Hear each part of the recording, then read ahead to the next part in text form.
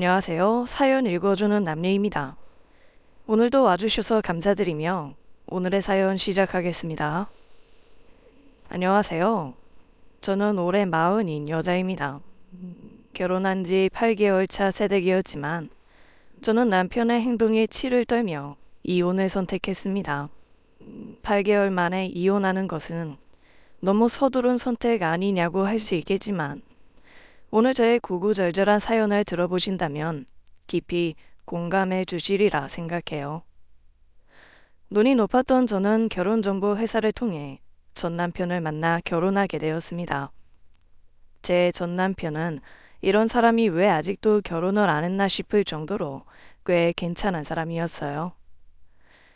듬직하고 훈훈한 외모에 지방과 경제력까지 갖추었으니 이런 남자를 마다할 여자는 없었죠.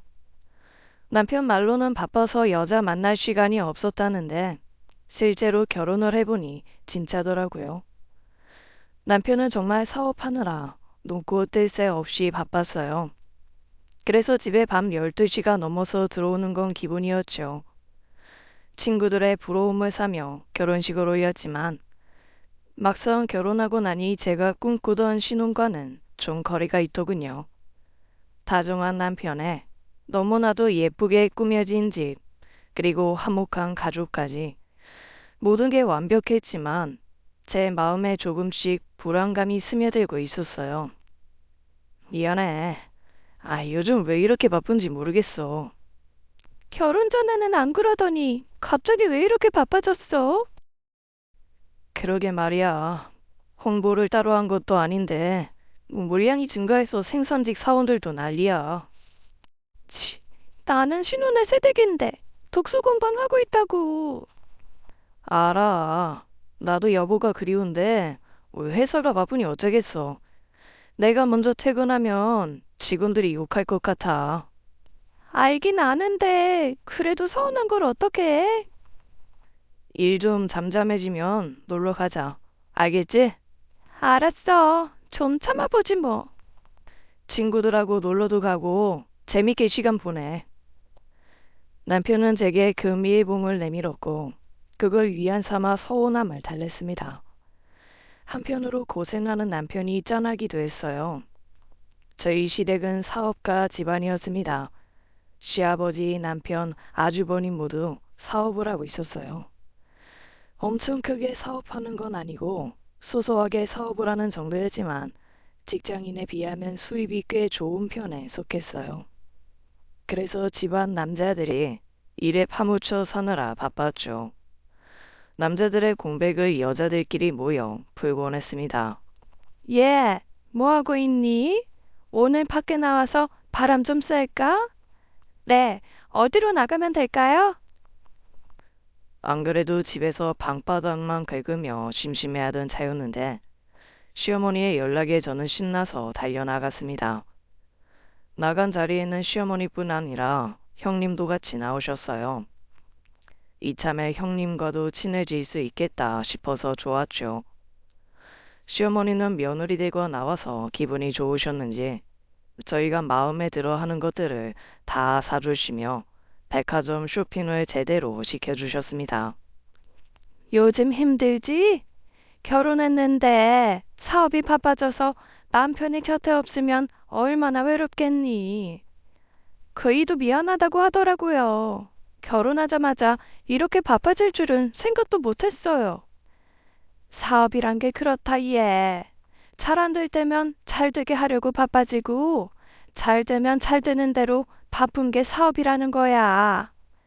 저도 아는데, 한 달 좀 하루를 일찍 못 들어와요. 그럴 때마다 나한테 속 시원히 전화해. 나도 네 시아버지가 사업하다 보니 그 마음 잘 안다. 매번 늦게 들어와서 얼굴 보고 밥 한 번 제대로 먹은 게 언젠지 몰라. 저도요, 어머니. 도대체 그이는 자기가 그 회사 일을 다 하는 것도 아닌데 뭐가 바쁘다고 하는지 모르겠어요. 형님도 그러셨어요? 저만 그런 게 아니었네요. 시모와 형님 모두 독수 공방한 지 오래되었다며 공감해 주시는데 왠지 제 편이 생긴 것 같아서 기분이 좀 풀렸습니다. 하지만 남편의 바쁜 사업은 나아질 기미가 없었어요. 내가 누구랑 결혼했는지 모르겠어. 자기는 만날 늦게 들어오고 텅 빈 집에서 얼마나 외로운지 알아? 알지. 근데 어떻게 회사 운영 안 하면 우리 손가락 빨고 살아? 치, 그렇게 말하면 내가 뭐라고 해. 이해 좀 해줘. 회사 일이 바빠서 그런 게 아니면 나도 여보랑 있고 싶지.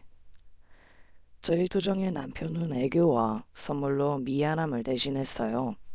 남편이 사온 선물을 보면 선물 고르는 센스가 아주 뛰어났습니다. 대체로 여자들이 좋아할 만한 그런 것들이었죠. 속상한 마음의 친구들에게 제 상황을 이야기하면 친구들은 다 같이 입을 모아 말했습니다. 야, 우리 남편 월급 네가 받아볼래? 정말 쪼들려서 내가 투잡이라도 뛰어야 할 판이야. 네가 배가 불러서 그래. 넌 사고 싶은 거 다 사고 시어머니가 가끔 쇼핑도 시켜준다며. 없이 사는 것보단 바쁜 게 100배 나아. 그런가? 필요한 건 이야기만 하면 다 사주긴 하는데 외로운 건 어쩔 수가 없어. 나도 아직은 불타는 30대라고. 그런 건 얼마 안 간다. 어차피 부부란 정으로 사는 거야. 배부른 소리 말고 우리끼리 한번 뭉치자. 친구들은 대부분 이런 말로 저를 위로해줬어요. 가끔 남편이 일찍 들어오는 날이면 제가 작정하고 남편을 꼬셨지만 남편은 늘 피곤해하며 먼저 자기 일수였습니다.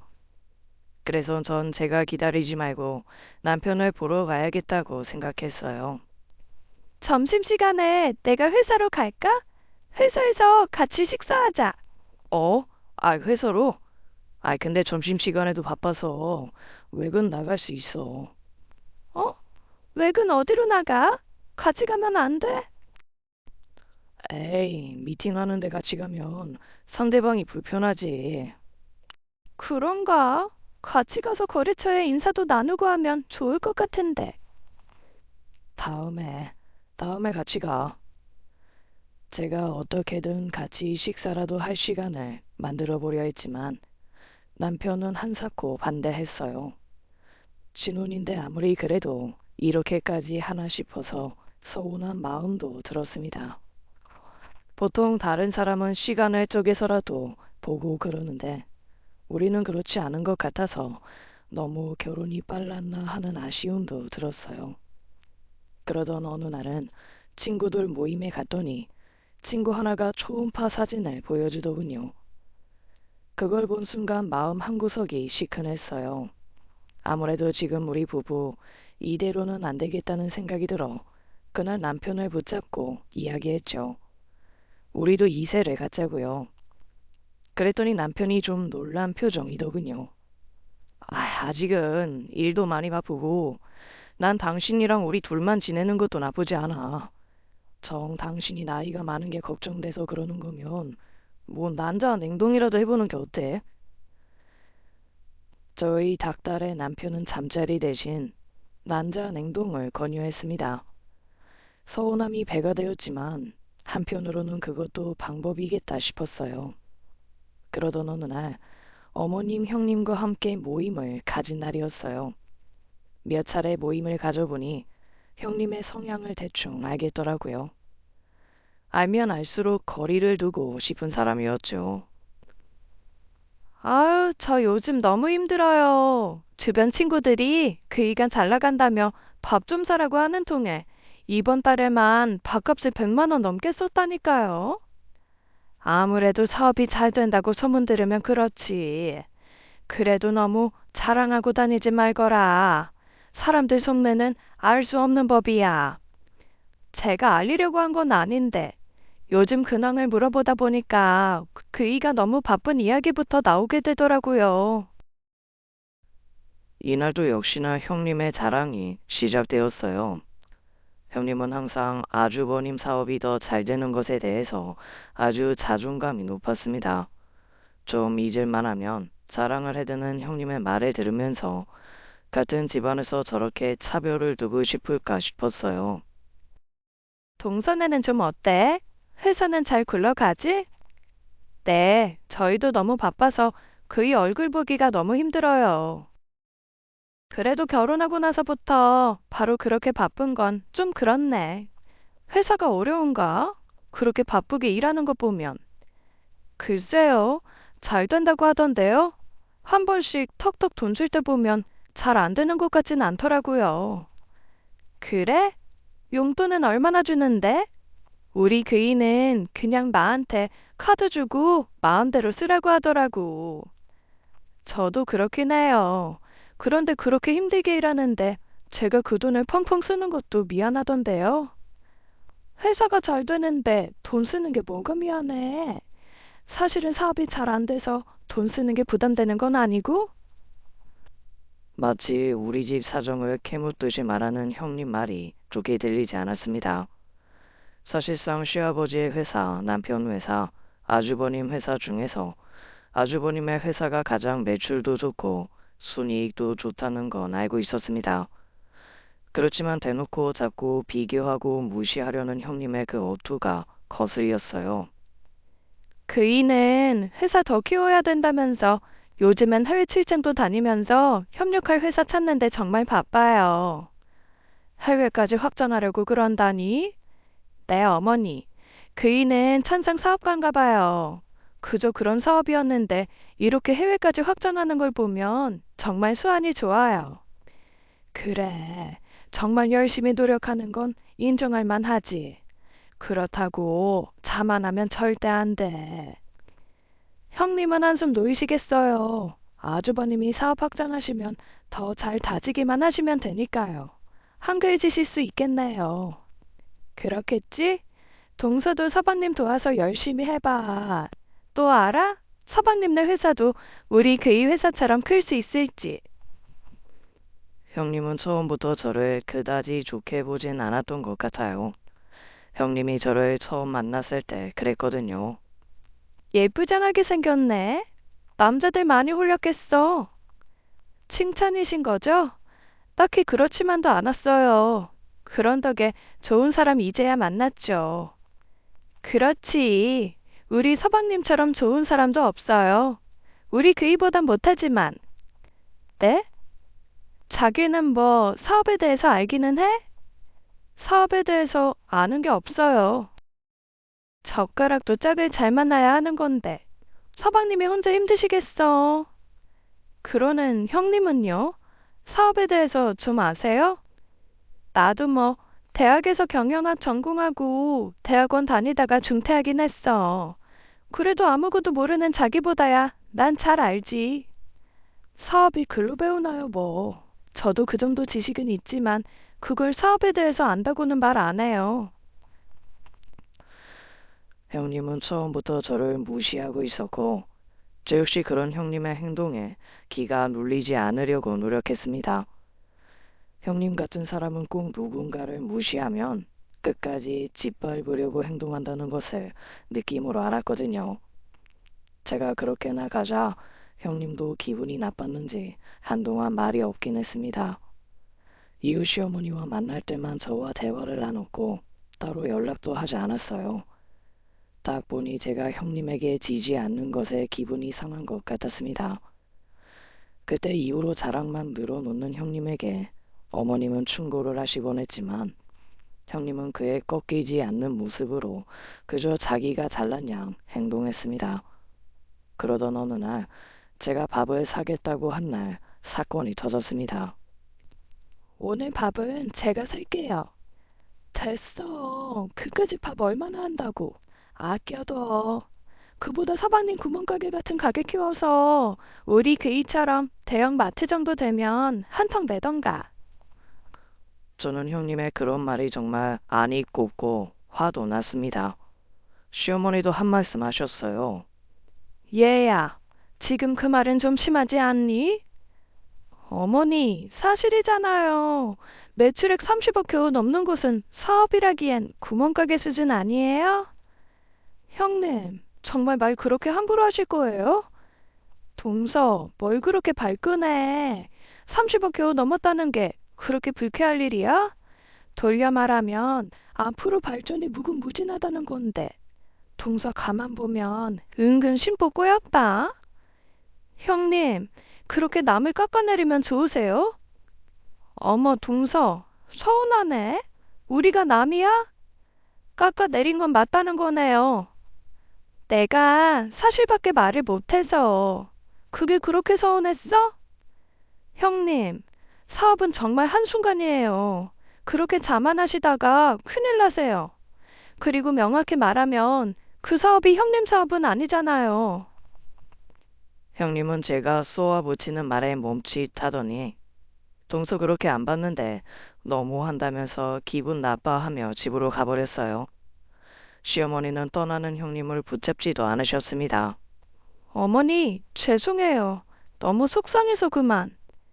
잘했어. 사업이 잘 되기 시작했을 때부터 점점 자신이 무슨 부잣집 사모님이라도 된 것처럼 그러더라. 남편이 잘 될수록 안 사람이 더 잘해야 되는 법인데 그 애는 뭘 몰라. 사람 일 어찌 될지 아무도 모르는 건데. 그래도 시어머니가 그런 저희 사이가 불편해지지 않도록 또 한 번 만나자고 말씀하셨어요. 며느리라고는 둘밖에 없는데 사이좋게 잘 지냈으면 하셨던 거죠. 저 역시 형님과 척지고 지내고 싶지 않았어요. 시어머니의 중재로 유야무야하게 그날 일은 지나가게 되었습니다. 하지만 형님은 여전히 같은 사람이었어요. 형님의 자랑질은 끝이 없었죠. 저는 사업보다는 남편과의 사이가 더 중요하게 생각이 들었는데 형님은 그보다는 돈이 더 중요한 사람처럼 보였어요. 그런 부분이 아이러니하긴 했습니다. 형님과 친하게 지내고 싶진 않았지만 그래도 물어보고 싶은 마음은 참을 수 없었어요. 형님은 아주버님이랑 같이 보내는 시간 있으세요? 글쎄, 같이 뭔가를 해본 적도 거의 없는 것 같네. 아주버님도 역시 바쁘시죠? 뭐 그렇지. 쉬는 날이 있어도 비즈니스상 아는 사람들하고 만나거나 새로운 계약 바려고 네 미팅반이니 나랑 뭘 할 시간이 있나. 외롭진 않으세요? 외로움이라. 그래서 이렇게 풀고 있잖아. 솔직히 돈 쓰는 재미 아니면 귀이랑 결혼한 의미 없는 것 같은데? 형님은 결혼해서 느껴지는 외로움을 초탈한 듯한 느낌이었습니다. 형님도 초반에는 아주버님과 행복한 신혼을 보냈다고 했어요. 그나마 저보다는 나은 상황이셨던 거죠. 그러나 형님도 몇 달 안 돼서 아주버님이 회사 일만 하느라 자신을 봐주지 않았고 그 후에는 계속 아주버님이 회사 일이 잘 되니 그 돈을 쓰는 재미에만 집중하게 됐다고 했습니다. 그런 이야기를 들으니 형님도 참 안쓰럽다는 마음이 들었어요. 형님도 아이라도 낳을 수 있다면 좋았겠다는 생각을 했었나 봅니다. 하지만 아주버님도 워낙에 바쁘게 지내셨고 아이를 가질 기회도 밤하늘의 별 따기였던지라 결혼하고 나서 얼마 안 돼 마음을 접었다는 이야기를 들었어요. 형님의 모습이 왠지 내 미래의 모습이 되는 것은 아닐까 잠시 서늘한 느낌도 들었습니다. 하지만 미리 걱정해 보아야 뭘 하겠는가 싶었죠. 저는 그래도 형님처럼은 되지 말자고 생각했습니다. 하지만 신혼 초 때의 상황이 크게 달라지진 않았어요. 그로부터 2달 뒤 저에게는 충격적인 소식이 들려왔습니다. 바로 형님이 아주버님과 이혼한다는 소식이었죠. 무슨 일이 있었던 거니? 네가 이혼한다고 하고. 어머니, 전 여태까지 그이한테 속아서 살았어요. 둘이 다시 차려볼 순 없는 거니? 그 사람이요, 바람을 피웠어요. 뭐? 첫째가? 시어머니는 적잖이 당황스러워하는 얼굴이었습니다. 사실 아주버님은 워낙 모범생이라고 소문이 났었고 일밖에 모르는 사람인 줄 알았기에 가족 모두가 바람을 피웠다는 사실에 놀랄 수밖에 없었던 거였어요. 시어머니는 아주버님이 바람 피웠다는 이야기에 더는 잘 살아보란 소리를 하시지 못했습니다. 제가 시어머니 입장이었어도 그럴 수밖에 없었을 것 같았어요. 내 자식이 흠이 있어 이혼한다는데 잘 살아보라고 할 만한 다른 이유가 없었으니 말입니다. 시어머니는 그저 형님에게 자기 자식이 그럴 줄은 몰랐다고 하면서 미안하다고 말했어요. 형님, 혹시 오해하시는 건 아니시죠? 오해? 오해였다면 나도 좋았을 텐데. 오해가 아니라서 나도 배신감에 치를 떨었어. 아주버님이 그러시다니 진짜 놀라셨겠어요. 모르겠어. 솔직히 정리가 안 돼. 그리고 어머니, 저 정말 어머니 좋아했는데 지금은 너무 힘들어서 어머니 얼굴 뵙는 게 힘드네요. 그래, 네 맘 다 안다. 얼마나 마음고생했겠니. 내가 뭐라 해줄 말이 없다. 미안하다. 형님은 평소에는 그렇게 강한 척하고 자신만만하게 굴더니 아주버님의 바람 피운 사건 이후로 자신감도 확 가라앉아 보였습니다. 저희와 같이 있으면서도 전에 없던 표정을 보이시면서 눈물만 글썽해서는 앞에 놓인 찻잔만 만지작거리고 있었어요. 형님을 보면서 그동안 미워했는데 내가 미워해서 이렇게 됐나 하는 생각도 들었습니다. 그리고 한편으로 그 와중에도 궁금증이 일었어요. 형님을 보았을 때 물어봐야 할까 말아야 할까 고민이 됐지만 지금이 아니라면 사실을 확인할 방법이 없을 것 같아서 형님에게 질문을 던졌습니다. 형님, 정말 손 많이 상하셨죠? 저 같으면 제정신이 아니었을 것 같아요. 어쩌다가 바람을 알게 되신 거예요?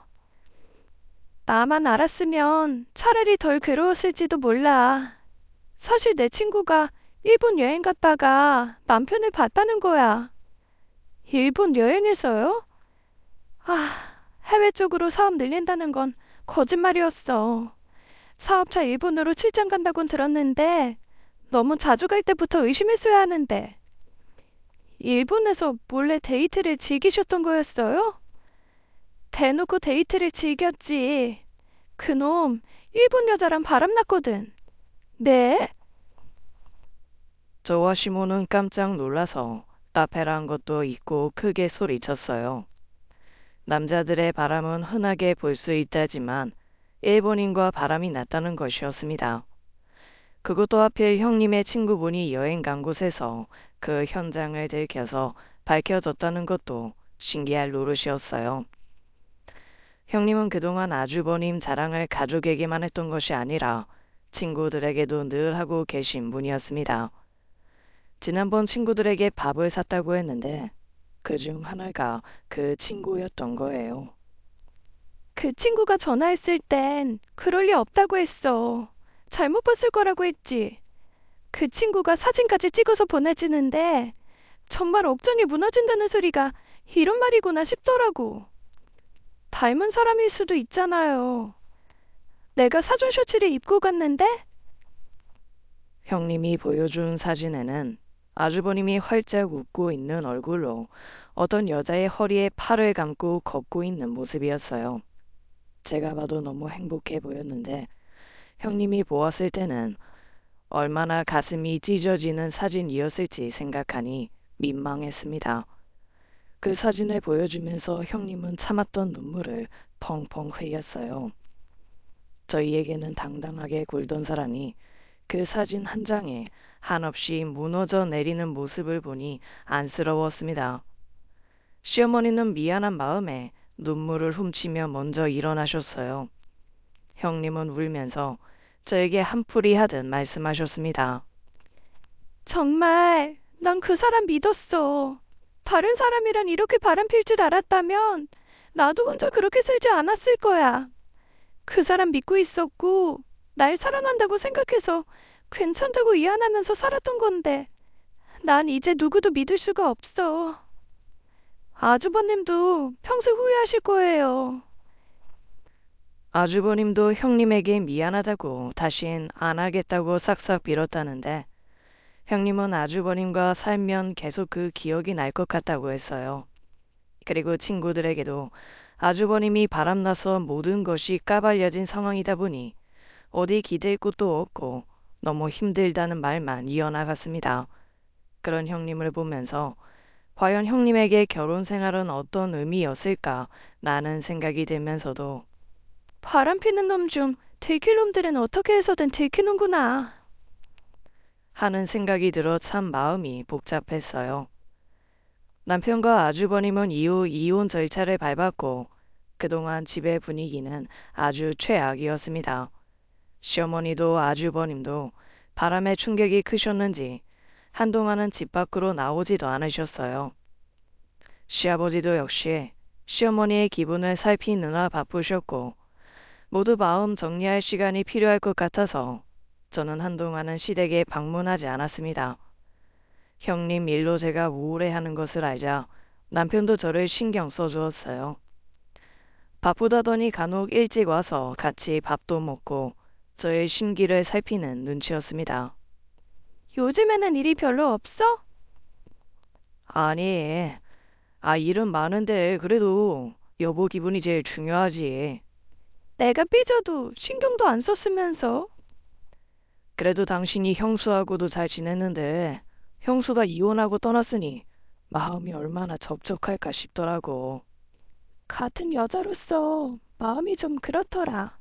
아주버님 그렇게 안 봤는데 너무 실망이야. 그렇다고 형 있는 데서 티 내지 마. 지금 안 그래도 이혼해서 힘든데 가족 내에서도 미움받으면 기분이 어떻겠어? 좋겠어? 그 정도 눈치는 나도 있어. 남편은 아주버님의 바람 사건에 대해서는 아주버님 탓하지 않더라고요. 그런 모습을 보았을 때 왠지 아무리 바람 피워도 자기 가족이라고 감싸는 건가 싶기도 하고 한편으로는 남자는 남자의 마음에 공감하나 싶어서 괜히 묘하게 기분이 나빴습니다. 아무리 자기 형이어도 그렇지 바람 피운 사람의 편을 들어주는 건 아니라는 생각에 남편도 남자구나 싶어서 기분이 좀 그랬어요. 그러면서 형님이 마지막 가실 때 하셨던 말씀이 떠올랐습니다.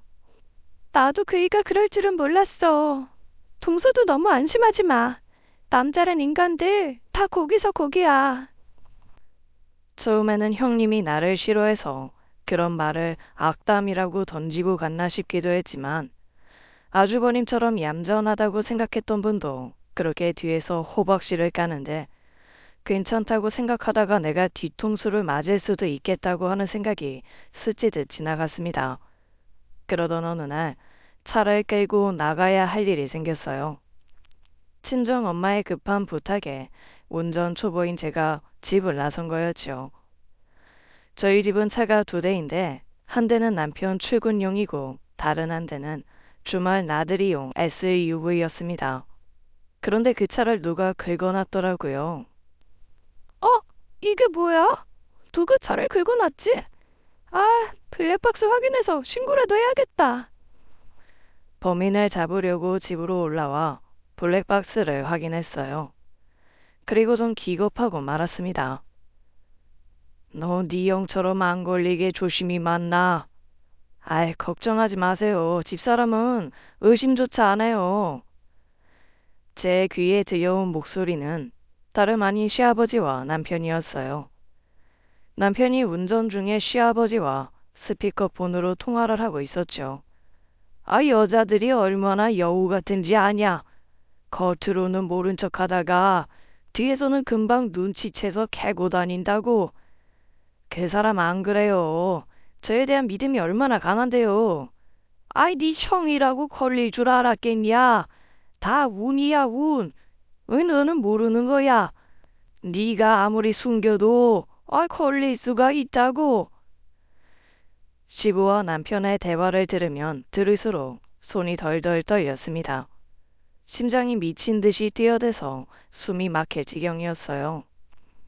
자식의 바람을 감싸주는 시아버지라 살면서 단 한 번도 들어본 적도 생각해 본 적도 없는 인간 유형이었죠. 둘째 동선 파악해서 잘 피해 다녀. 어디 나간다고 하면 어디 가는지 꼭 확인하고 그래야 동선이 안 겹치지.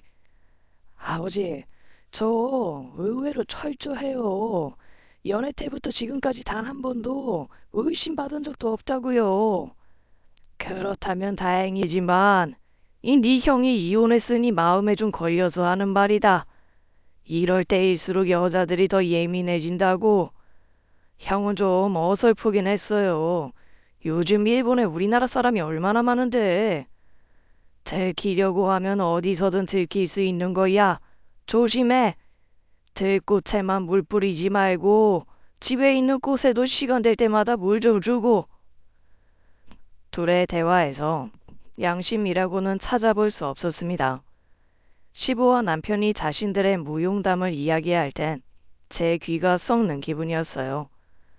바람 피우고도 걸리지 않는 걸 대단한 자부심처럼 여기는 부자라니 두 인간에게 너무 분노가 치밀어 올랐습니다.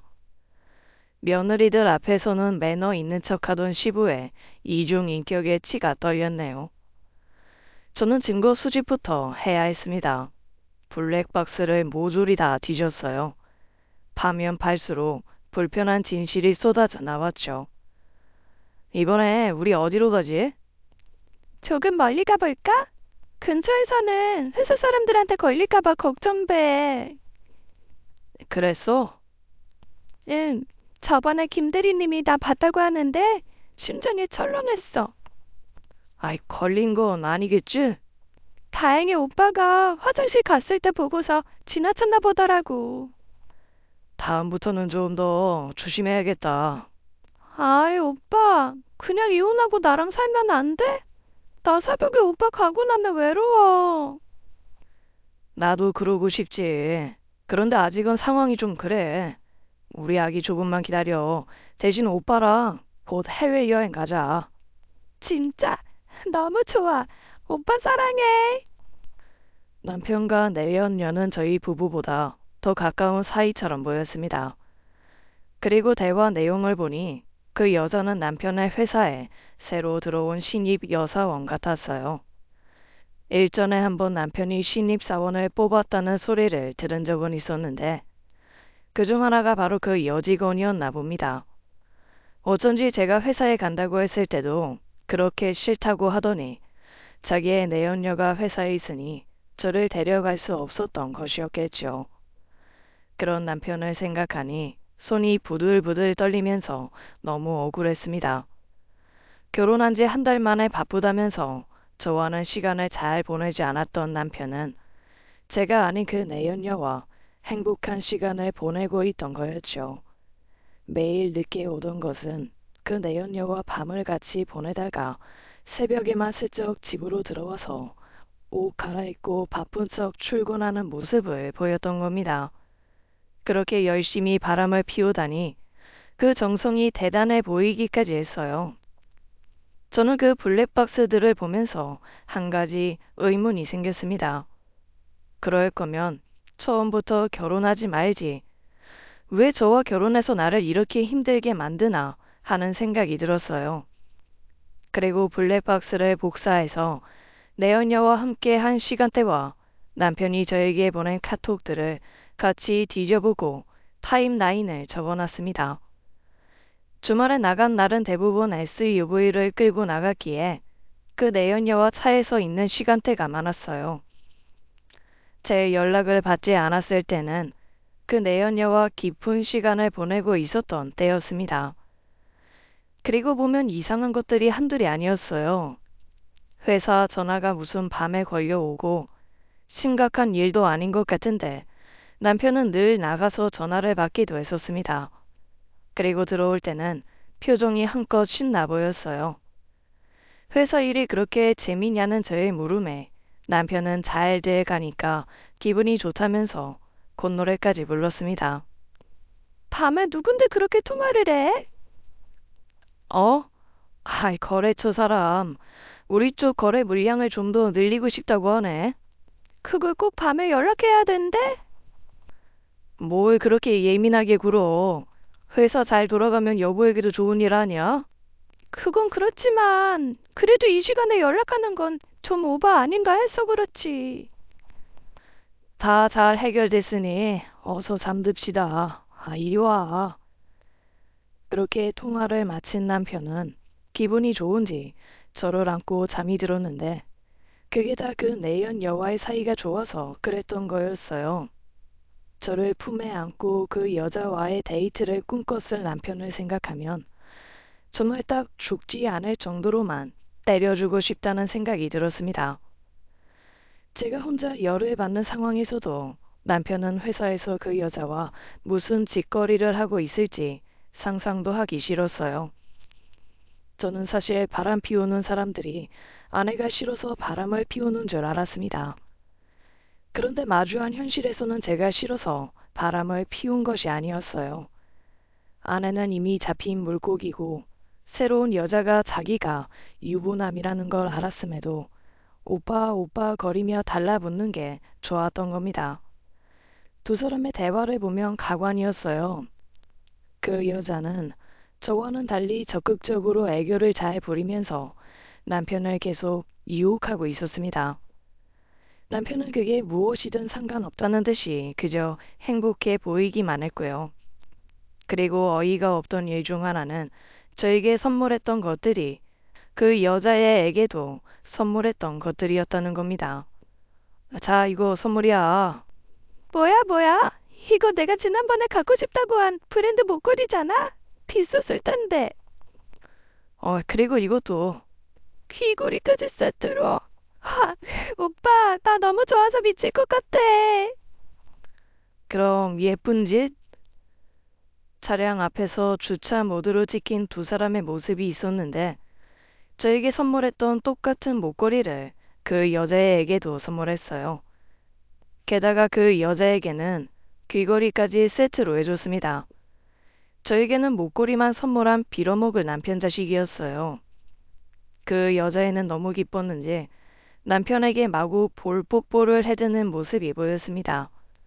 시점을 확인해 봤을 때 그 여자에게 선물하고 나서 저에게도 같은 걸 선물했는데 저는 그것도 모르고 남편이 센스 있고 여자의 마음을 잘 안다며 행복해 했던 거예요. 하나하나 블랙박스를 통해 남편의 행동을 확인하면서 울분이 차오르기 시작했어요. 결혼하고서 저는 외롭게 혼자 지내고 있었는데 남편이라는 작자는 자기보다 10살은 더 어린 여자와 즐기고 다녔을 생각을 하니 열받았습니다. 아마도 저에게 용돈을 주고 여행을 다녀오라고 한 것도 본인은 그렇게 즐기는데 집에 있는 저를 생각하니 일말의 양심의 가책 때문에 보상하고 싶었던 것이었겠죠. 모든 퍼즐이 맞춰지고 나니 저는 너무도 황당하고 열받았지만 절대 눈물은 흘리지 말자 다짐했어요. 잘못한 건 남편 자식인데 제가 왜 그런 한심한 인간 때문에 아까운 눈물을 흘려야 될까 싶어서였습니다. 생각할수록 남편이 괘씸하다고 생각했어요.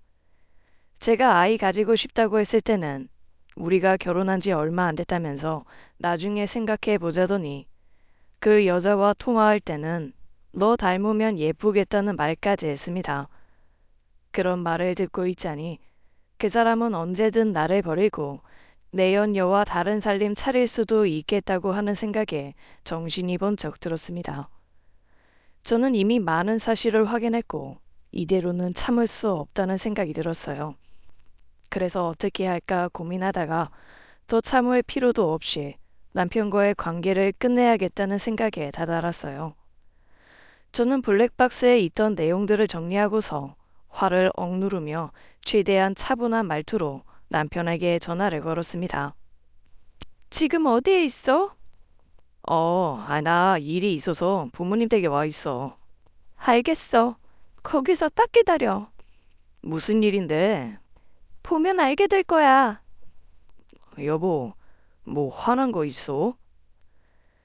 제 말투를 듣던 남편의 질문에 아랑곳하지 않고 저는 그대로 전화를 끊고는 차를 몰아 무작정 시댁으로 달려갔습니다. 너무 화가 나니까 눈앞에 보이는 것도 없어서 마구 달려서 시댁에 도착했어요. 시댁 거실에는 시어머니와 남편이 도란도란 이야기를 나누고 계셨습니다.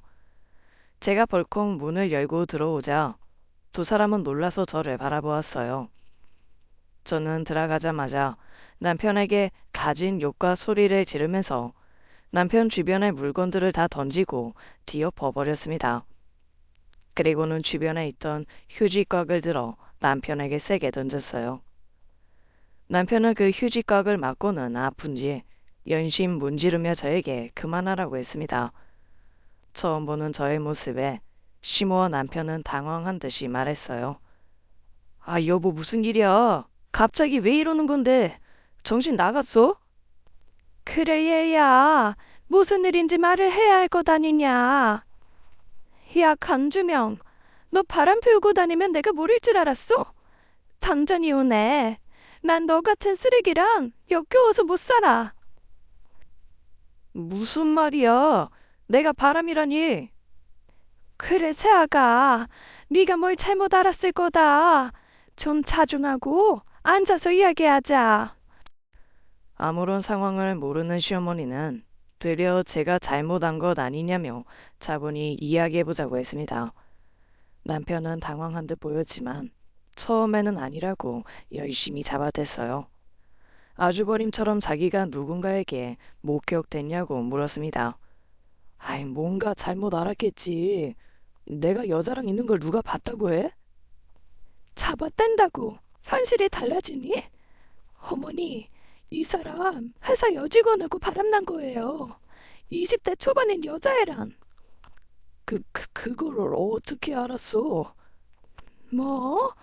그게 사실이냐? 주명아, 말 좀 제대로 해봐, 인서가. 남편은 제 말에 급격히 표정이 어두워졌어요. 시어머니는 남편까지 바람 피웠다는 사실에 놀라신 듯 했습니다. 남편은 계속 아니라고 하더니 결국 제가 내연녀에 대해서 말하자 어떻게 알았느냐며 물어왔어요. 시아버지가 다 말했어. 당신 바람 피운 거. 시아버지도 다 알고 계셨더라? 아버지가? 아씨, 내가 비밀로 해달라고 했는데 어떻게 그럴 수가 있어. 이런 상황에서까지 그런 말이 나오니? 말 안 하셨으면 평생 안 들킬 거라고 자신만만했겠네. 아, 그런 거 아니야. 잠깐만 만나고 헤어지려고 했어. 그걸 말이라고 하는 거야? 정신 나간 자식아. 남편은 어이없게도 시아버지가 자신의 비밀을 지켜줄 거라 생각했나 봅니다. 물론 제가 남편을 떠보려고 일부러 그렇게 말했지만 남편은 시아버지가 자신의 비밀을 말했다고 생각하고 크게 오해했어요. 그 순간 외출하셨던 시아버지가 들어오셨습니다. 남편은 자신의 화를 참지 못하고 시아버지에게 화를 내기 시작했어요. 아버지, 어떻게 그 사실을 다 말할 수가 있어요? 예? 아이, 무슨 소리야? 내가 뭘 말해? 저는 아버지 바람난 거 비밀로 지켜주고 있는데 왜 아버지는 며느리에게 제가 바람난 거 다 알렸냐고요? 제가 이혼이라도 하기 바라셨어요? 아이, 뭐야? 나 아무 말도 하지 않았다. 이 사람이 아버지께 들었다고 다 말했다고요.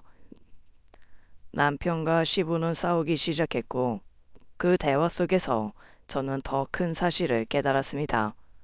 네, 이게 무슨 조화인지 아주버님에 이어 제 남편 그리고 시아버지까지 모두 바람을 피우고 있었다는 사실이었어요. 지금 뭐라고 했니? 네 아버지도 바람을 피워? 어? 내가 뭐라고 했지? 아이, 아니야, 여보. 아, 얘가 지금 실성해서 잘못 말한 거야. 거짓말 마. 둘이서 바람 피면서 서로 비밀을 지켜주고 있다고 나는 분명히 들었어. 진정 좀 해. 아유, 아니라니까. 시모는 제 남편이 바람 났다는 사실에 경악하고 있었는데 거기에 시부까지 바람 났다는 말을 듣고는 이성을 잃으신 듯 했습니다. 주방으로 달려가시더니 프라이팬을 들고 오셔서는 시부의 얼굴을 갈기셨어요. 시부는 프라이팬에 맞고는 쌍코피를 흘리시면서 시모의 바지가랑이를 잡고 한 번만 자기 말을 들어보라며 애원하셨습니다. 오늘 한번 죽도록 맞아봐. 여태껏 바빴던 게 계집애한테 빠져서 그랬어? 그래, 오늘 너 죽고 나서 그래, 오늘 너 죽고 나 살자. 여보, 한 번만 이해해줘. 우리가 같이 산 세월이 몇십 년이야. 그 세월을 배신한 게 바로 당신이야. 알아? 시모는 아들들이 바람났다는 사실보다 시부가 바람났다는 사실에 100배는 더 화가 난 듯 했습니다. 게다가 아들이 바람났다는 것을 알면서도 서로 숨겨주기 급급했다는 사실에 인간도 아니라며 시부를 쥐잡듯이 팼어요. 남편 역시 자기가 어린 여자에게 잠시 미쳤었다고 말하며 정말 사랑하는 건 저라고 매달렸어요. 저는 그런 남편의 말 따위는 들리지도 않았습니다. 제가 블랙박스에서 본 것이 다 있는데 남편이 저를 사랑한다는 말을 믿을 수가 있었을까요? 어린 여자랑 노니까 그렇게 좋디? 어떻게 밤낮을 구분 못할 정도로 그렇게 다녔어? 나랑 사귈 때는 그렇지도 않더니만. 그게 네 찐사랑일지도 모르니까 그 여자애랑 재혼이나 해. 이혼 서류 곧 보낼 테니까 각오 단단히 하고. 무슨 소리야. 난 그 애랑 결혼 생각하지도 않았어. 걔가 날 꼬셔서 그렇게 된 거야. 난 그런 것 따위 상관 안 해. 결론만 볼 테니까 그렇게 알아. 인형아, 인형아 제발 나 한 번만 믿어줘. 어? 저는 그렇게 뒤에서 저를 붙잡는 목소리를 뒤로 하고 나와 버렸습니다. 그리고 친정에 가서 상황 설명을 했어요. 갑자기 딸이 이혼한다고 하니 놀란 듯 하셨지만 상황상 참고 살라고 말할 수 없겠다며 부모님도 제가 원하는 대로 하라고 하셨습니다. 처음부터 걱정되는 결혼은 시키는 게 아니었는데 내가 미안하구나. 엄마가 뭐가 미안해. 내가 너무 섣부르게 판단한 거지. 결혼정보 회사도 사람 인성까지는 모르니까 누굴 탓할 수도 없겠구나. 속이려고 하면 얼마든지 속이겠지. 누굴 탓하겠어? 내가 사람을 쉽게 믿었으니 내가 해결해야지. 너무 속상해하지 마. 엄마는 늘 네 편이야. 친정 엄마는 저에게 너무 기죽지도 말고 어차피 엎질러진 물이라면 제대로 수습 잘해서 앞으로의 인생을 잘 준비하자고 하셨어요. 감정이 너무 앞서기도 했고 참을 수 없는 배신감에 남편에게 이혼하자고 질렸지만 두려움이 없었던 것은 아니었습니다. 결혼한다고 한 지 얼마 안 돼요. 이혼한다고 하면 세간의 시선도 그렇고 잘 산다고 알고 있는 이들의 동정 어린 마음도 불편하게 느껴졌어요. 그저 한 사람과 결혼했다가 이혼한 것이지만 왠지 세상에 홀로 버려지는 느낌도 이혼 후 달라질 삶도 두렵게 느껴졌습니다. 하지만 친정 부모님의 따뜻한 말에 저는 힘을 얻을 수 있었어요. 평생 고생하면서 속 썩고 사는 것보다는 차라리 빨리 알았으니 정리하고 새로운 삶을 더 열심히 살면 된다는 말에 용기를 얻었습니다. 저는 그 길로 변호사를 만나서 상담했고 변호사는 소송에서 이길 확률이 높다는 답을 주었어요. 그 말을 들으니 더 자신감이 생겼습니다. 남편에게서는 계속 전화가 왔지만 모두 차단하고 받지 않았어요. 아마도 제가 그렇게 차갑게 하는 모습에 남편도 엄청나게 놀랐던 것 같습니다. 긴 상담을 마치고 집으로 갔더니 남편이 기다리고 있었어요. 사실 집으로 들어갈까 말까 고민했지만 잘못은 남편이 했으니 제가 그 상황을 피하면 안 된다고 생각했습니다. 그래서 들어갔더니 남편은 계속 저에게 말을 걸어왔어요. 저는 남편에게 최소한의 양심이 있다면 이혼을 받아들이라고 했습니다. 우리 아직 1년도 안 됐는데 꼭 이혼해야겠어? 그게 무슨 상관이야? 헤어질만 하면 헤어지는 거지. 우린 연인이 아니라 부부잖아. 한 번만 봐주면 내가 평생 자기를 위해서만 살게. 난 한 번 배신한 사람은 보고 싶지 않아. 최소한 양심이 있다면 여기서 그만두자. 바람 피운 건 진짜 미안한데 정말 걔를 사랑해서 그런 건 아니야. 저는 남편의 말을 듣는 것 자체가 곤욕이었어요. 그래서 남편에게 빨리 짐을 싸라고 하고 집에서 나가라고 밀쳐냈습니다. 남편과 같이 있으면 제가 미쳐버릴 것 같았어요. 남편은 일단은 시댁에서 지내겠다면서 마음이 풀리면 연락 달라고 했습니다. 남편이 나가고 나서 저는 혼자서 생각 정리를 많이 했어요.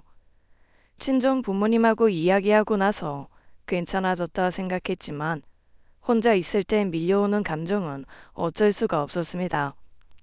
울지 말자 했지만 터져 나오는 눈물과 속상함이 밀려왔어요. 저는 그날 집에 있던 남편과의 추억들을 모두 정리해서 쓰레기 봉지에 담아버렸습니다. 바로 정리하지 않으면 제 마음이 흔들릴 수도 있을 것 같았기에 그렇게 할 수밖에 없었어요. 얼마 지나지 않아 저는 변호사를 선임해서 이혼 소송을 했습니다. 남편에게 이혼 서류를 보냈지만 합의 이혼하려고 들지 않았거든요. 어차피 저도 바람 피운 그들에 대한 감정 때문에 합의 이혼보다는 소송이 맞았던 것 같았습니다. 소장이 날아가자마자 남편은 흥분해서 연락이 왔어요.